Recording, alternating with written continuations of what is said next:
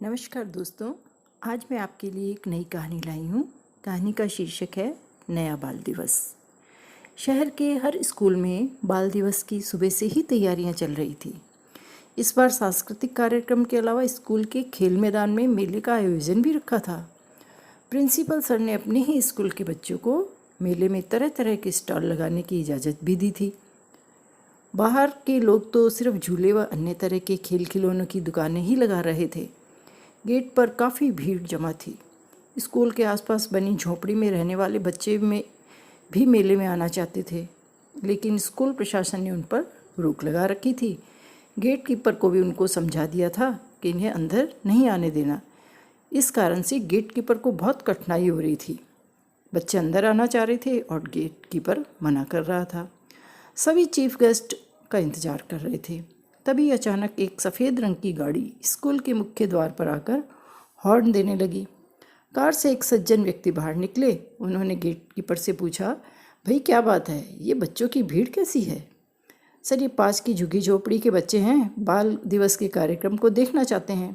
Gate keeper ने कहा, तो इनको अंदर आ जाने दो, आज तो है ही बच्चों का दिन, सज्जन व्यक्ति ने कहा। गेट कीपर ने स्कूल प्रशासन का हवाला देते हुए कहा, सर, ये इन जैसे बच्चों के लिए कार्यक्रम नहीं है। यहाँ अच्छे घरों के बच्चे पढ़ते हैं। मुझे जैसे निर्देश मिले हैं मैं उसी का पालन करूँगा। मुझे इनको अंदर आने से रोकना है। गेट कीपर की बात सुनकर वो सज्जन व्यक्ति वापस लौटने लगे। उसी समय प्रिंसिपल सर चीफ गेस्ट को लेने और उनका स्वागत करने के लिए मेन गेट पर पहुँच ही रहे थे। सर, आप वापस क्यों जा रहे हैं? हम तो आपको ही लेने आए हैं, प्रिंसिपल सर ने उन सज्जन से कहा। दरअसल वे सज्जन ही बाल दिवस के कार्यक्रम के मुख्य अतिथि थे। वे बोले, प्रिंसिपल साहब, आज ये कैसा बाल दिवस है? बच्चों के विशेष दिन पर भी बच्चों से भेदभाव।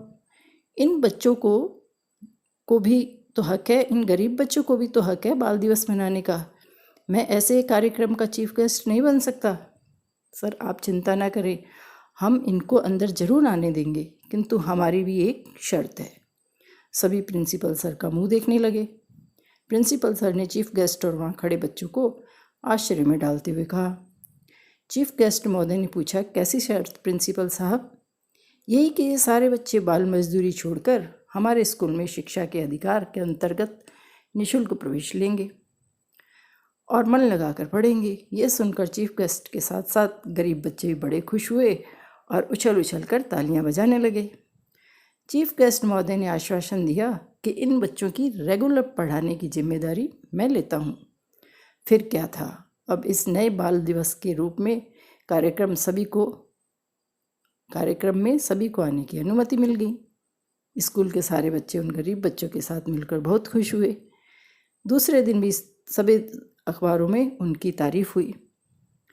बच्चों, अभी भी देखो, पंडित जवाहरलाल नेहरू की पुण्यतिथि आ रही है 27 मई 2020 को, और पंडित जवाहरलाल नेहरू जी भी यही चाहते थे कि कोई गरीब बच्चा नहीं है, कोई अमीर बच्चा नहीं है, बच्चे भगवान का रूप होते हैं। सभी को बिना भेदभाव के पढ़ाई करने का अधिकार है और प्रत्येक कार्यक्रम में भाग लेने का अधिकार है। कोई भी शाला में ये भेदभाव नहीं होना चाहिए कि अमीर बच्चा है या गरीब बच्चा है। धन्यवाद दोस्तों।